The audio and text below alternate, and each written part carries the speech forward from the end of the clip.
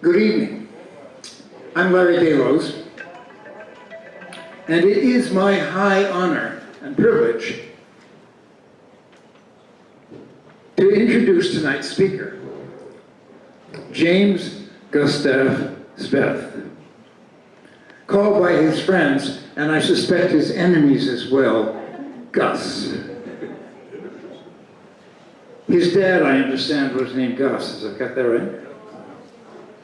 And he was one of 4 kids, and he is surrounded, he and Cece, his spouse, here in front, are surrounded by 6 grandchildren.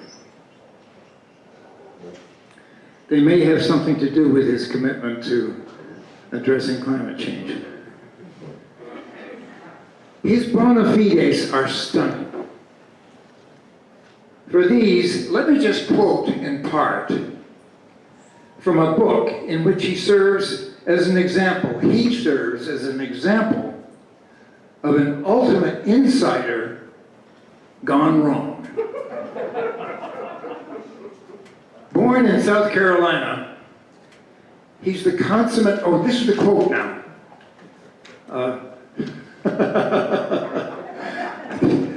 Gus doesn't know this is coming. Born in South Carolina, he is the consummate Southern gentleman.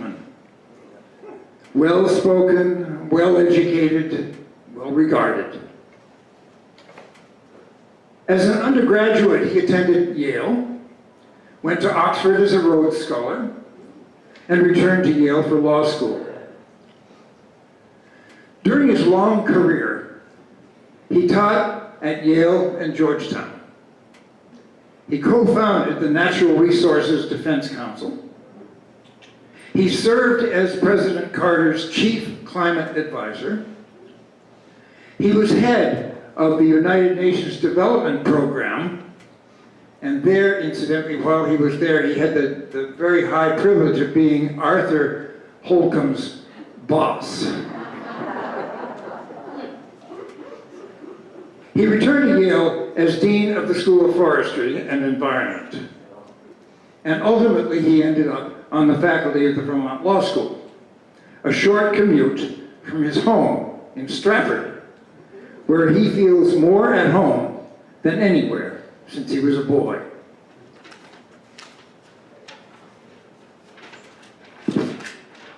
But, gracious and accomplished as he is, Gus Speth does not suffer fools gladly. And when it comes to our environmental challenges today, he's very clear about the primary cause. In quote, he has said, "In short, most environmental deterioration is a result of systemic failures of the capitalism that we have today. And long-term solutions must seek transformative changes in the key features of this contemporary capitalism." Here's a man who has worked across 5 decades in a range of notable institutions on behalf of the environment. He's done that before many of us even knew that we had an environment. He's published 10 books, more or less, and he continues to speak out in this moment of deepening crisis. We are especially honored that we can celebrate today, Earth Day, in his good company. I give you this erstwhile Southern gentleman who is now prepared to take on capitalism, a man of true prophetic imagination, Gus Speth.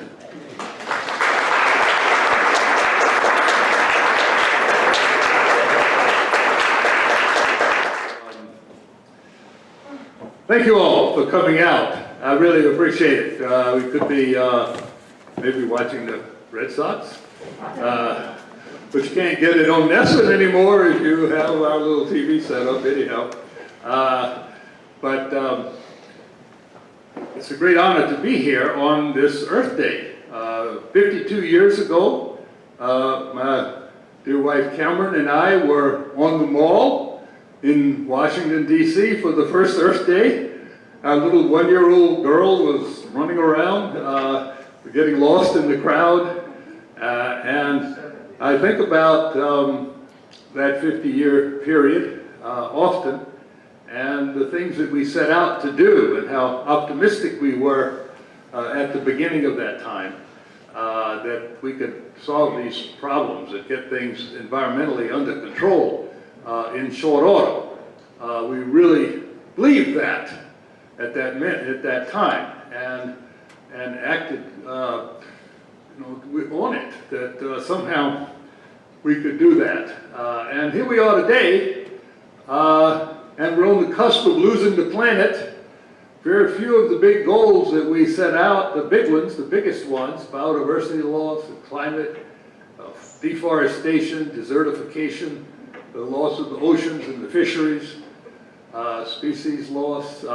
Very few of those problems are under anything like control, and in many ways the situation is worse today than it was when we started. So that's something to think about, and I'll come back to it. So I wrote this book that Larry mentioned, and that's really the spur for having me here. It's called They Do, the U.S. federal government's 50-year role in causing the climate crisis. This was a book that started out as a report to the court, the U.S. federal court in Oregon, to support the 21 children who had sued the federal government demanding climate action in the case that you may know about, the Juliana case. And it started out as a document in support of them in that proceeding. We can talk about where that stands also tonight. And the story that this book tells is, I have said before, and I'll repeat here tonight, I think, perhaps the saddest story ever told, or one of them. It reflects in it certainly one of the greatest derelictions of civic responsibility in the history of the Republic.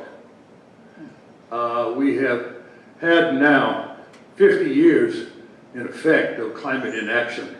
And so what I tried to do in the book was to examine exactly what the federal government knew in each of the administrations, really starting before the Carter administration, but focusing heavily on the beginning with Carter and going forward through Trump. And so what did the federal government know? When did it know it? And more importantly, what did it do about the issue, or to the issue? And I think, so the lawsuit has not gone well, in the sense that the hope that the young people had of getting a trial is still before the court in Oregon and has not been decided. I was originally asked to write this in part because I was in the Carter administration, and I was asked to describe what had happened on the issue in the Carter administration, because that's when the issue was really first joined as a policy matter.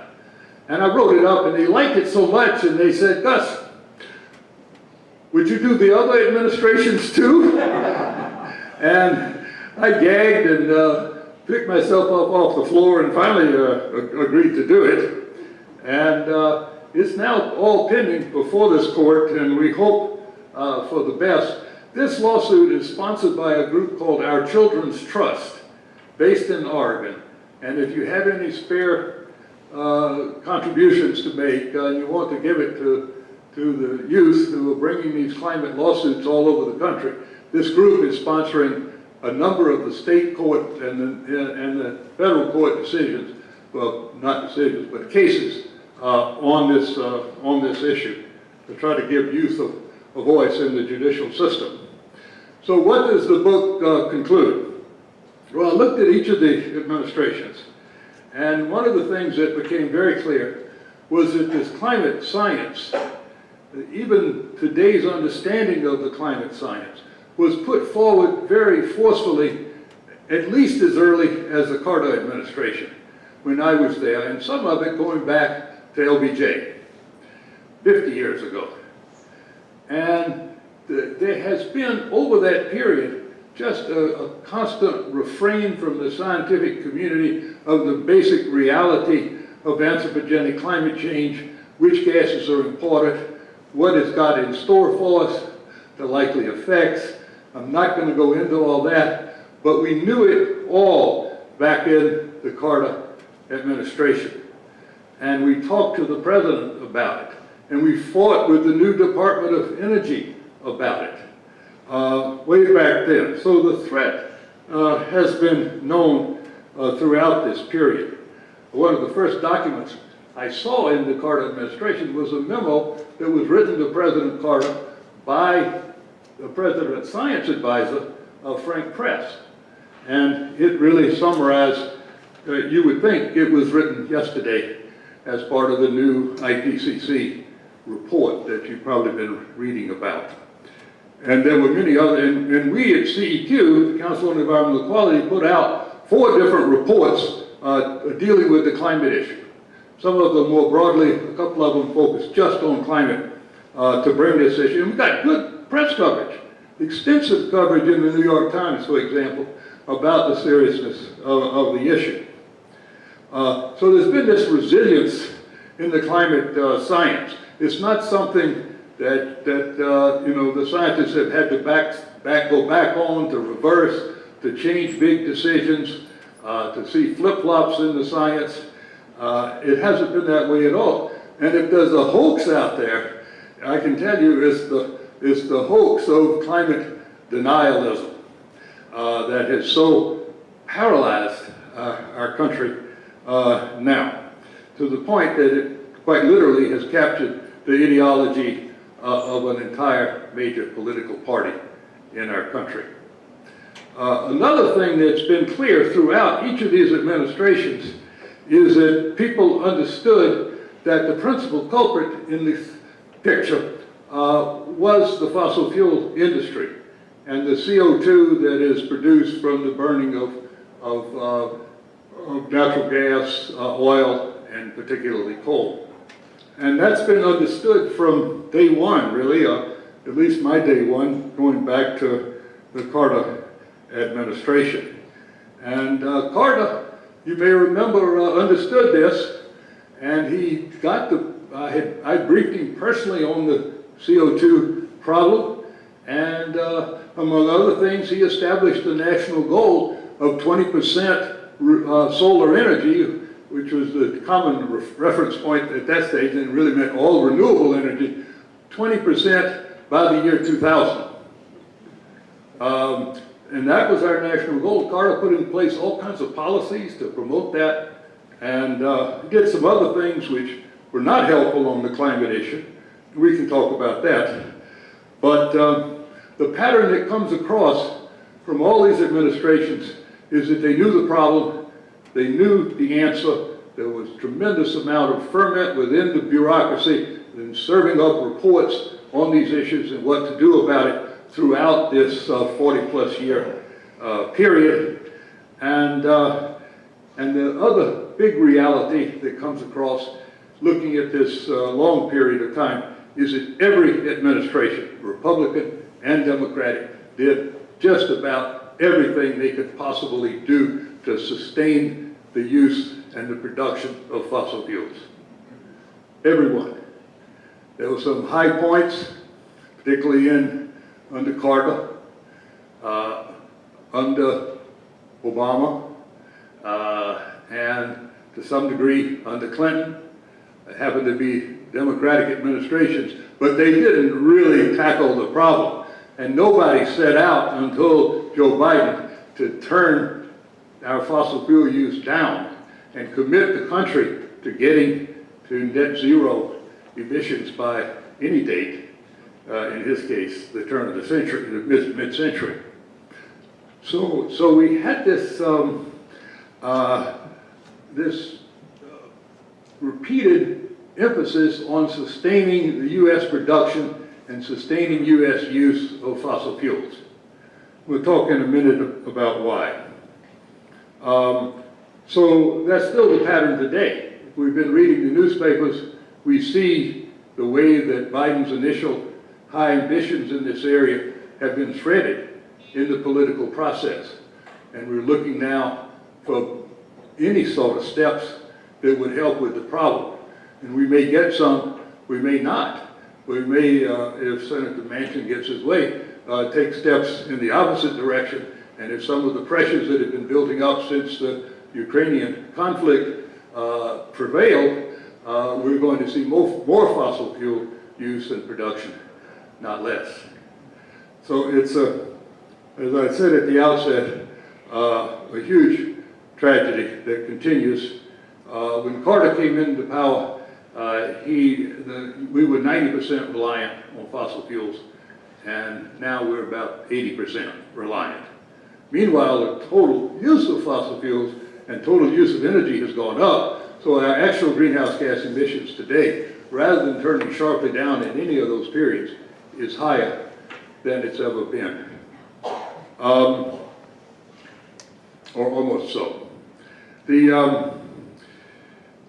can talk about what to do at this point later, talk about what Mr. Biden is trying to do. So the report sort of, in a way, details all of this, and I think that's why it's been a handy book for a lot of people. We also have seen in this period kind of a cyclical pattern where certain administrations try to get things going, and then they're followed by a flamethrower administration which tries to undo everything that was attempted on the climate issue in the previous administration. And we saw that most recently, that same cycle repeating itself when President Trump went after all of Obama's initiatives in this area, which initiatives were not particularly spectacular anyhow. One conclusion from all this that I've come to is that our federal government, certainly as it's now constituted and as a situation which that surrounds it, is a very unreliable partner to tackle the climate change. And that includes the Democrats as well as the Republicans. Long before Manchin, West Virginia gave us Bobby Byrd. And Byrd was a champion of coal and, among other things, threw the spanner into the emerging Kyoto Protocol and stopped it dead in the U.S. Senate. So one conclusion I've come to, which I'll talk about, is that more of the same is not going to get us where we want to go. We can keep hoping and taking the hopium and thinking that things are going to get better if we keep doing the same things we've been doing, but just try to do it a little harder, a little better, and I don't think it's going to work. There's an old saw about what's the definition of insanity or something, and keep doing what you've been doing and expecting it to produce something different. When we've been a little insane. And so I want to talk about that in a sec.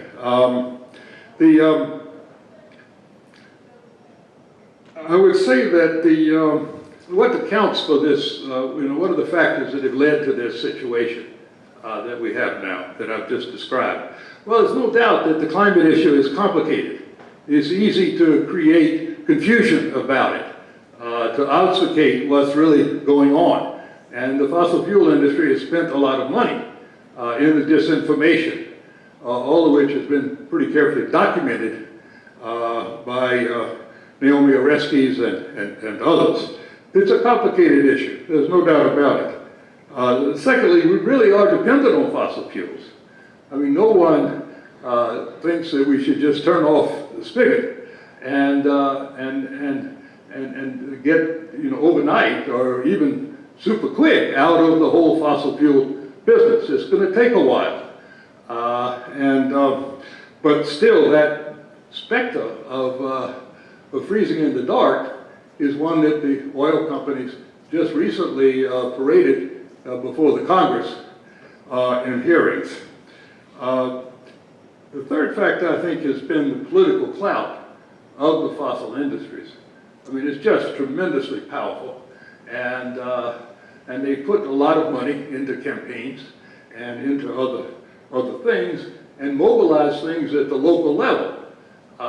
And so it's been very hard to buck that clout. And then lastly, there's been this, there's this realization among those who would prefer that government went away, that to acknowledge the seriousness of the climate issue really says that we have to embrace big government. We have to embrace government that really is effective and is going to change things in our economy and in our daily lives, because there really isn't another solution. And so people, like Grover Norquist, who once said that we want to shrink government down so that it's so small we can drown it in the bathtub. That this is the whole acknowledgement of the climate issue flies into the face of that thinking, of which there is a great deal in our society today. Well, there are some reasons for hope now. I think we have seen a turning point, the devastation that's already occurred as a result of climate change has spurred a lot of activism and has brought the issue forward. And finally, the media is portraying a lot of the things that are going on correctly as a result of climate change. The fires, the bad floods, the storms, and other things. So the media's change, which has been pathetic, what they've done in the past, to something that is accurate, is helpful. And thirdly, I think there's been a rise in the political salience of the issue. The Green New Deal has motivated lots of people and lots of politicians. They haven't had the upper hand, but the whole idea of doing something about the climate issue is now politically salient. And I thank the young people for leading this effort, for groups like the Extinction Rebellion and the Sunrise Movement, and Bill McKibben has launched a new operation for us old folks to get involved with and on the climate issue collectively. So there's a lot going on in terms of mobilization that's helpful. And lastly, the cost of the alternatives to fossil fuels have come down dramatically. And all of this combines to create some possibilities that haven't been there before, and we have to hope for the best and build on what is there. So as I said, I think it's time to move beyond past approaches. They haven't worked in the past, so what do I mean about something new? Well, first, we've had what I would call comfortable advocacy. And I've been involved in that, and maybe you too. And it's not enough. We need to do some very uncomfortable, unreasonable things. I would like to see a massive civic mobilization in the country, a dramatic outpouring in all of our cities, on all of our streets, before every congressional office, in the halls of Congress. We've got to get a little unreasonable here and start demanding a level of response that we haven't seen before.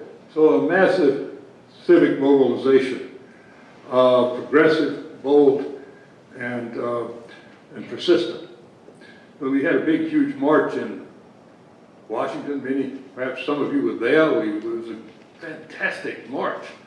I mean, we even had the anarchists there, and the communists were in one group, and the socialists and the anarchists, and the police weren't worried about anybody but the anarchists, and were marching beside them the whole through downtown Manhattan.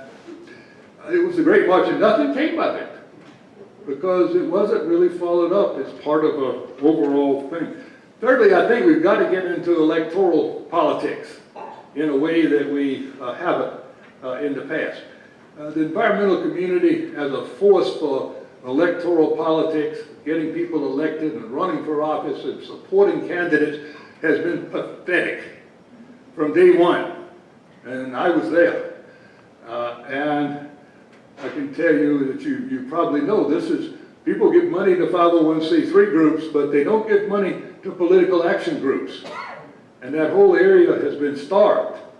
And it's got to change. Lord knows you don't have to read the paper today to know that we've got to win some elections. And we've got to get the climate mobilization focused on winning elections and onto electoral politics. I think we've also got to invoke the courts. We've had a default from the executive branch, an even bigger default from the Congress. So let's turn to the courts and see what we can get. And there's actually been a flurry of lawsuits across our country of many types, raising issues to force climate action and to make the culprits pay for what they've done. And I think one of the parts of that I'm particularly interested in is working to establish a constitutional right to a safe and sustaining environment.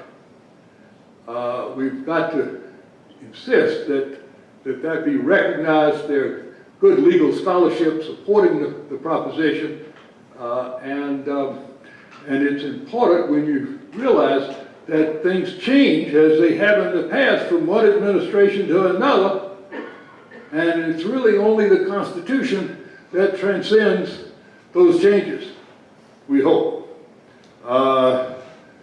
Another area for dramatic change, I think, has to do with the international system. We just suffered through the 26th conference of the parties in Glasgow of the parties to the climate treaty, and that whole system of getting to agreement internationally, of building targets and timetables and beginning to enforce them is broken. And the UN system is not yet organized and structured to deliver global environmental governance. And it's got to get ready because this is not going to be solved strictly at the country level. The US is down now to perhaps 15% of global emissions, maybe 25% of cumulative emissions.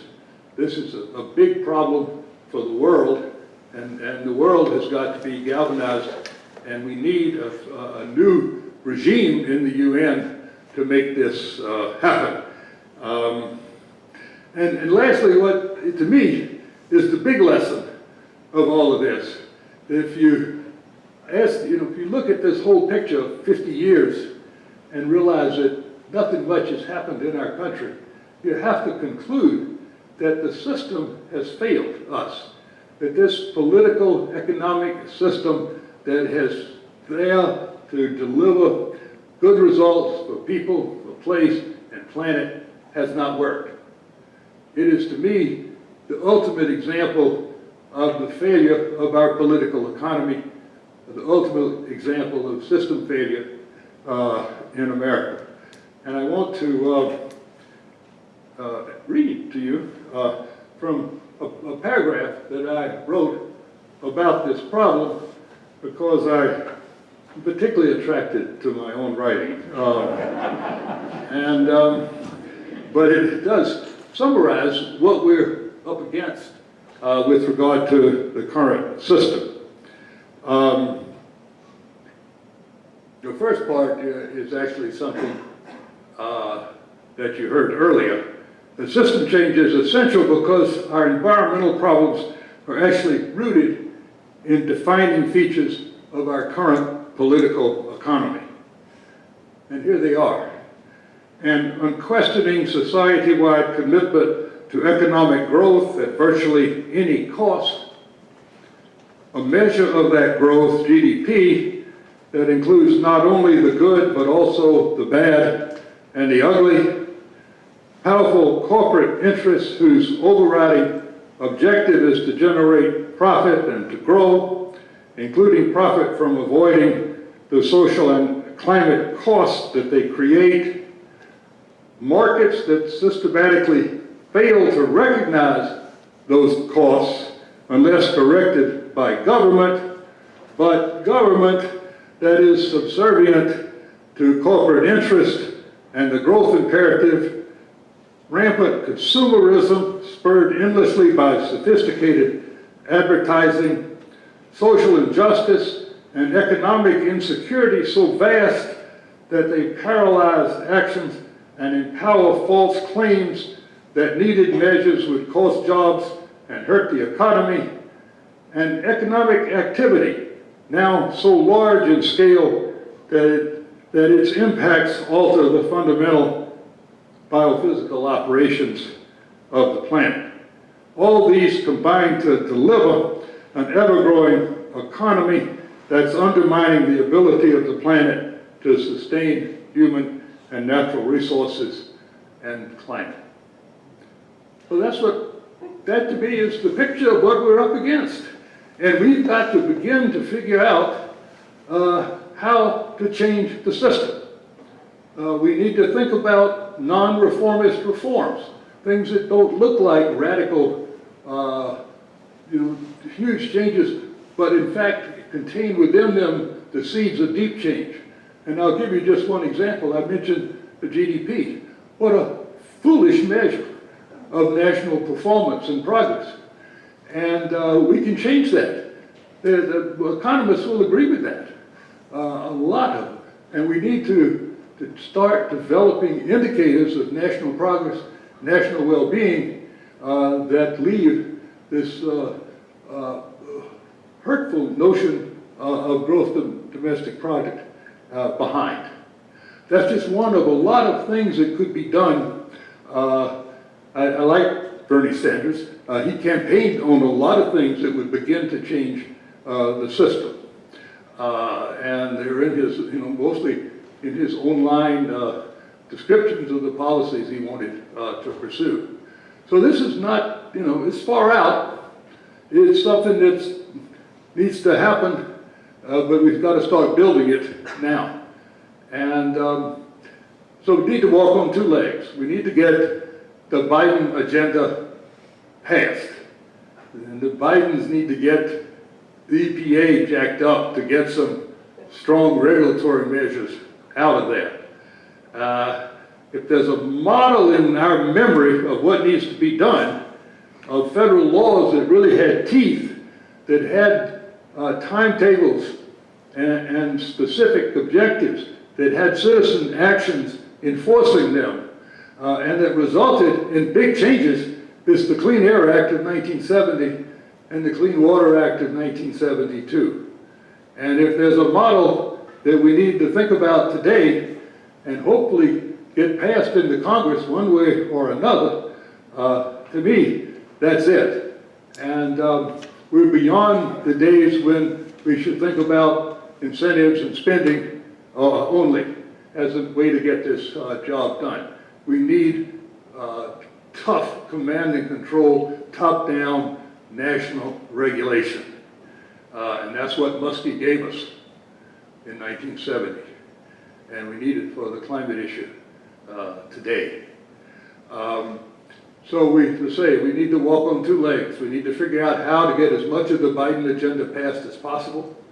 His goals were admirable.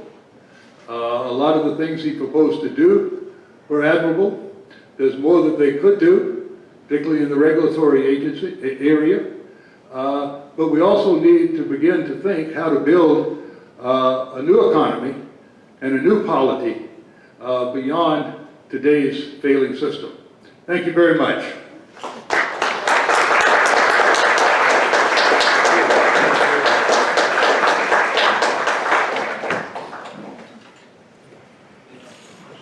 Ooh. You go ahead and take the questions. Please, we've got I tried to not talk too long so we'd have some time for questions. So please let me, or critiques. Yeah. whatever you would like. Yes, I guess Larry's got a mic.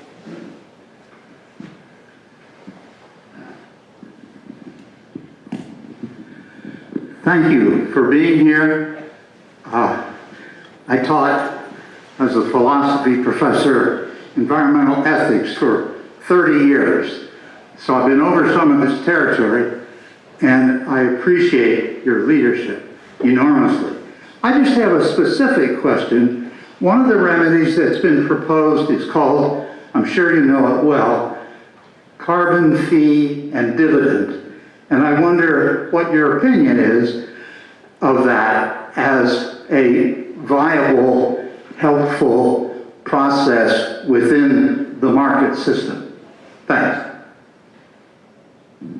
That's a good question. Well, would I love to see a powerful national carbon fee and dividend system? Absolutely.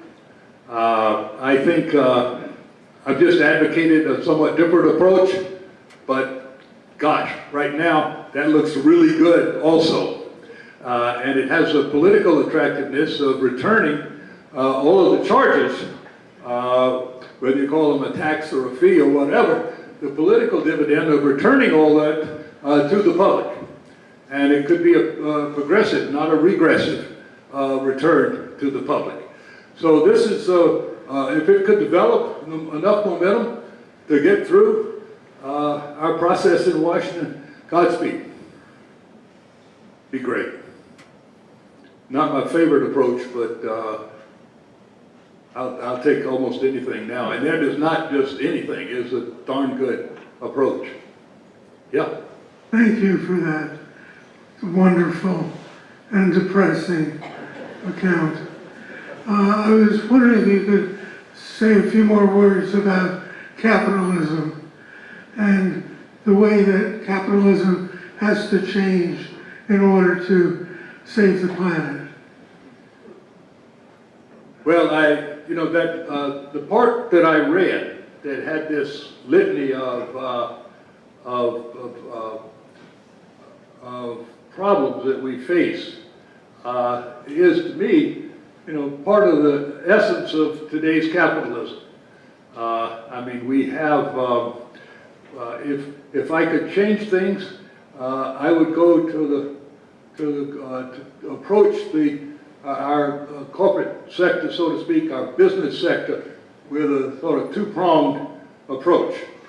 One would be to try to grow a new economy, a new ecology of enterprises that were based on public ownership, on public-private hybrids, on worker ownership, and a host of things where we have models going in the country, starting with the TVA and a host of others over the years.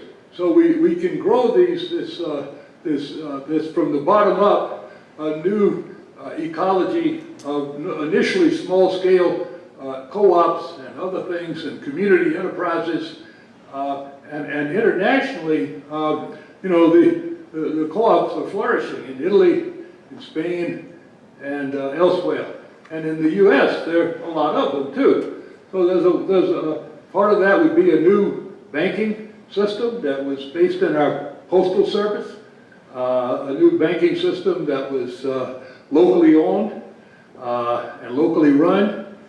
And so that would be one part. The other part would be to rein in the giants, the big corporations.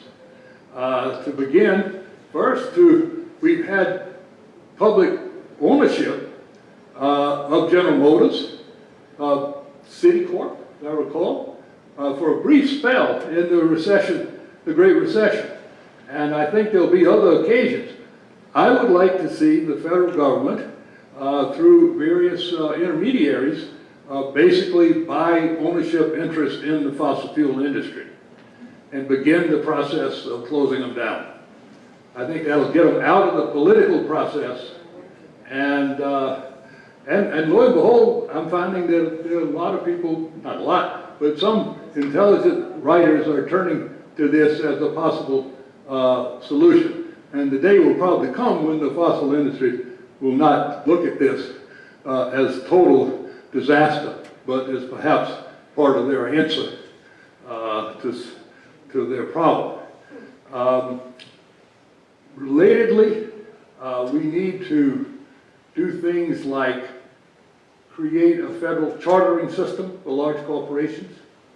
For certain areas in the economy, we need to apply the Public Utility Commission model and regulate them just like we regulate public utilities today in our country.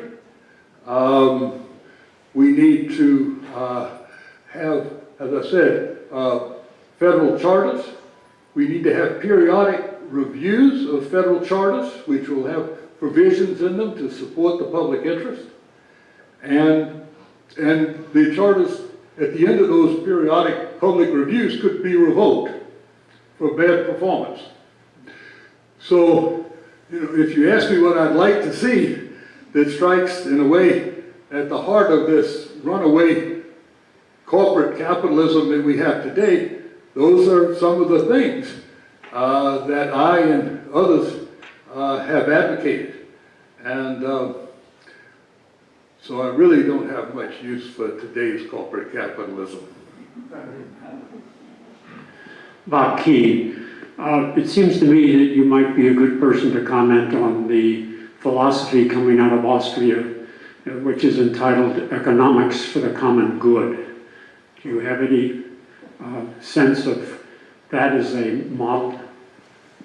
I do, at least as, I'm trying to remember the name of the gentleman there who's led that.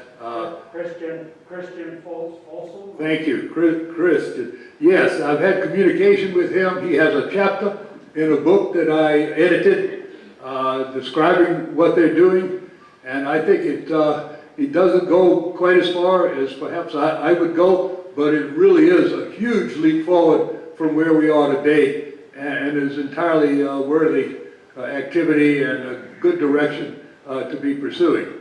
This book that I edited, which I know you'll really want to rush out and buy, is called The New Systems Reader, and it contains about 28 essays from a scholarly community proposing alternative political economies, and his is one of them. David Henderson. I have been running simulation games with my college students at Trinity College and elsewhere for the last 10 years based on the Copenhagen 2009 conference. And I agree with you completely that the COP process is broken and probably unfixable. You've spoken a lot about how we can do things in this country, but as you pointed out, we now only generate about 15% of the global CO2. One of the ideas that I've come up with my students over the last few years, which I'm going to pass to you and see what you think about. I don't know if we can ever get this passed in this country or not, but there is a certain affinity for tariffs in this country, we've noticed of late. Trump had some and Biden's left some of them in place. If the United States placed a tariff on all imports based on their carbon, that would amount to a global climate policy. And it could be done unilaterally by this country. We might get in trouble with the WTO, World Trade Organization, but I think we could probably get away with it. And since we import so much stuff, and I think we could probably get the EU to go along with it too, because they're way ahead of us in all aspects of this, that could be a global solution outside of the whole COP process, Congress Parties process. What do you think of that idea? Well, I think it's a great idea to the degree that it equalizes other countries with with us. But if we are so far behind in imposing regulations, how can we justify imposing a tariff on countries which are ahead of us in adopting measures? Well, we have to get our house in There you go. Thank you. But I think the Europeans are, there are certainly discussions, let's put it that way, in Europe for imposing such an arrangement on us. Yes. Ellis Roulette, thank you so much for really an energizing talk. But many of the things that you've been talking about are really long-range issues, and we've got a short-term problem. The one thing I've heard from a few speakers is what we need to do on the short term is divest from energy stocks and send those companies down the rat hole, if you will. Well, the divestment movement has really gone, skyrocketing, and there are trillions of dollars that have been pulled out of the fossil giants now, trillions. And I think it's a great idea. Some friends of mine, Chuck Collins and others, pursued the idea a step further, and it was divest, invest. And so the idea was to pull your money out of these companies and put it into things that help with the solution. And some of the big pension funds have made a big difference, and more of that needs to be done. And I think it's it's an important part of the solution. I thought you were going to ask me about nuclear power. I keep waiting on it. And I was asked that just the other day by somebody, and I told them I didn't really favor closing down the current nuclear power plants that were passing all their inspections right now. Down the road, yes. Build new power plants? No. Look, I'm from South Carolina, and they tried to build 2 nuclear power plants down in South Carolina. It drove Westinghouse broke, and cost the ratepayers down there billions of dollars, and nothing is coming of it. They may be able to pull off some new plant somewhere that's actually working, but why do it when the alternatives are cheaper now? So I've been campaigning against nuclear power since I was a baby, I think, and I don't see any sense in going down that direction. But as I say, I would be cautious about going out and just trying to close down 50 nuclear power plants tomorrow. If they're working, operating and passing inspections regularly. Hello, Yes, ma'am. Susan Holcomb. I'd like to go back to the question that Ellis raised about divestment, but take it more broadly to the role of universities. You've really laid a challenge of changing our social, economic, political institutions. And universities are a critical institution. One of them is divestment, and many universities have found it extremely difficult to divest, despite campaigns by students and faculty. I'm not going to admit that I graduated from Yale. Well, I taught at a place that couldn't get rid of its investments in fossil fuel industry. But the other issue, and maybe it affects one of your rivals, are business schools and what they teach. And they're really teaching GDP, they're teaching efficiency, making the most money at the lowest cost. And they're not addressing the longer term issues. And these are schools who are educating the leaders of the future. And making some changes there is not only, in the case of divestment, it's not just about economics, it's really about delegitimizing the use of fossil fuels. But it's been very difficult to do that, and it's very difficult to get business schools to change, and until they do, I'm not sure we're going to see other changes. Thank you. Well, you're absolutely right. Let me just mention, we have at Yale an environment school where I was the dean for a decade, and the most popular second degree for our environmental master's students is the degree with what Yale calls its School of Management, its business school. So we have a huge proportion of the people going through an environmental school who want degrees, MBAs also, because it's such a powerful credential in today's world. And I fear you were right. I have not done an assessment really of what business schools are teaching, but one does have to fear that they are teaching not teaching a lot of the right things, which would involve dramatic internalization of all the costs, social and environmental, into product pricing. And we're just not seeing that today. It's the oldest prescription of welfare economics, environmental economics, is to force the producer to internalize the costs that they're imposing on society, socially and environmentally, and they're not. I'll give you another tidbit. Think how important for the future investment is in our country. And today, overwhelmingly,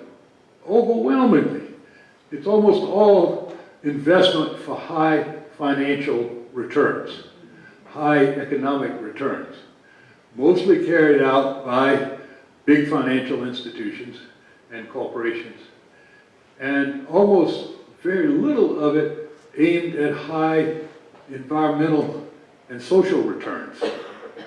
Now we could change that dramatically, and going back to the question about capitalism, that would be fundamental. If you could change the way that investments are channeled in our country and investment decisions are made. And that's the kind of thing I think that B schools ought to be teaching. And they ought to be teaching about how do we develop indicators that really measure corporate performance and national performance, that recognize the role of the private sector in providing for the well-being of our country and the world. And I don't know how many of the schools today are doing this kind of thing. I really just don't. I know that there's been experiments in business schools, or experimental business schools, I should. But I don't know how much of it is common. If anybody does, please pipe up. But I have a feeling that it's probably not what many of us would like to see.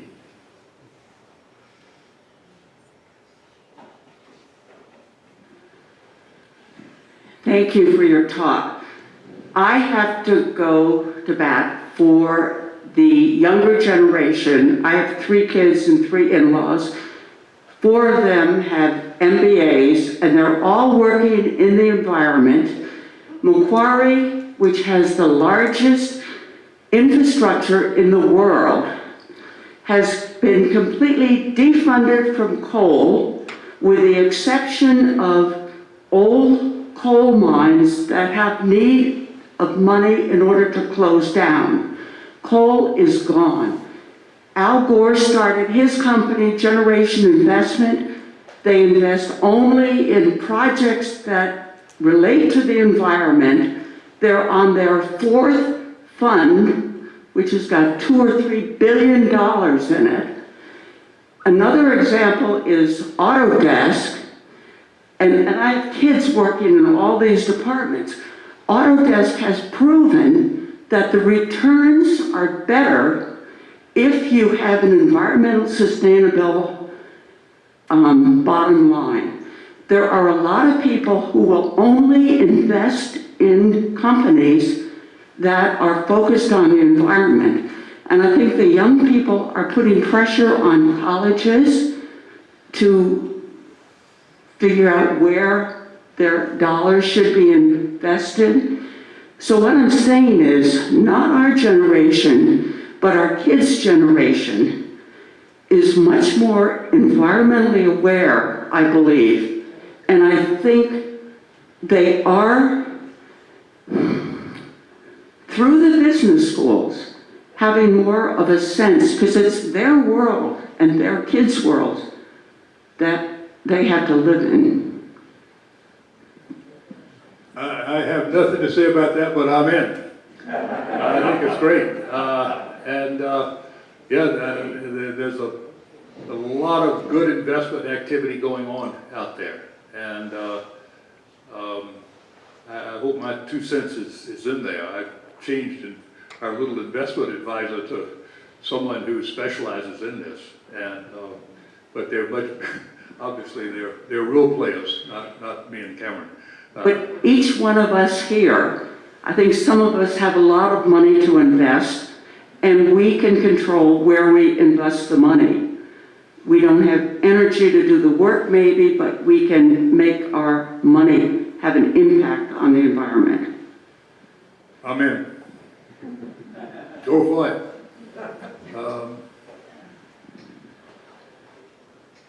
There's a hand in the back there. I'm glad that you stood up and spoke, because I saw you back there, and with your mask on, I thought it was a guy with a beard. Oh, yes, Jen Williamson, resident here at Kendal. You talked about top-down. Talk a minute about bottom-up. Those of us sitting in the room, most of us are top-down people. But let's talk about bottom-up. What is your advice for citizens on a day-to-day basis? Because that's where the change has to take place in terms of consuming. Right. Well, obviously, a big part of what we're talking about and underlying in the backdrop to all the changes I think that maybe most of us would like to see is a deep change in values. I mean, we are severely materialistic, anthropocentric, and contempo-centric, and selfish. So we need a transformation in values to spur all of these changes. And I think the part of that is to challenge consumerism, to challenge the idea that we can improve things by buying and getting and spending more stuff. I mean, the idea that you can solve your non-material needs with more materialism is at the root of a huge driver of our problem. And it's also a big part of GDP. The biggest component of GDP is that C, consumption. And so I think we know a lot about changing values, and fortunately we have a lot of the faith community speaking to these issues now. We have a lot of groups that are focused on not just sustainable consumption, but no consumption. There's that wonderful little scenario about these young women went to the Mall of America, visited Minneapolis, and set up a stand, and they asked what they were selling, and they said, we're selling nothing. Pollution-free, no harm to workers, and on like that. And so that's certainly a big dimension of the way that we need to change. And if you go back, not into the distant past, but into the recent past, you find the U.S. was much more concerned about advertising and restricting advertising. I mean, there was a time when there was no advertising to children, and now it's huge. And so there are a lot of things that could be done to roll back this clutches of consumerism. And there are a lot of ways that the values can be changed. You don't have to wait on some secular process to change values. We see it happening and there are things that can be done. And I think there was another aspect of your question other than the consumer or local. The local, the great things that are happening in our country today are things that are happening at the local level. Our communities coming together. There are a lot of campaigns to build up, land trusts in the communities, to sponsor community development corporations. There's a lot of interest in state banks, and if not, in California has just passed a law to facilitate local public banking in the state. In Cleveland, there's an interesting example of the Evergreen Cooperative, which is an inner-city-owned co-op, which is producing clean laundry for the anchor institutions in Cleveland, the hospitals, the universities, that is producing solarization for the city, and that is, of all things, producing lettuce. And so the country is really full of these examples of communities. There's another movement to take power into the hands of local communities, and I don't mean political power, although there's that too, but I mean electricity. Own your own utility. There's a lot of people working on that today. And so this is the greatest thing that's happening today in terms of movement towards a new economy and a new polity. Thank you.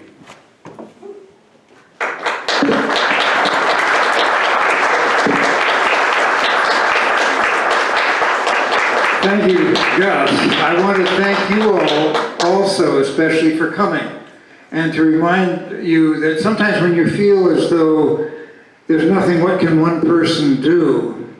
And one of my best old friends likes to say, if you think there's nothing one person can do, stop being just one person. And we are more than one person here, and you have just made something happen right now. And Sharon, are you... I wanted to remind everybody that Kendal at Hanover is a partner with all the other Kendals in the country, and we are all working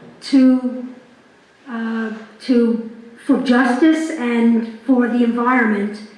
And if you haven't become a member, the smallest thing we're asking is for you to sign a petition on from email. And so please stop by the table and sign up. Thanks. Thanks, Sharon. Thank you all. And one more, hey, let's have one more good hand for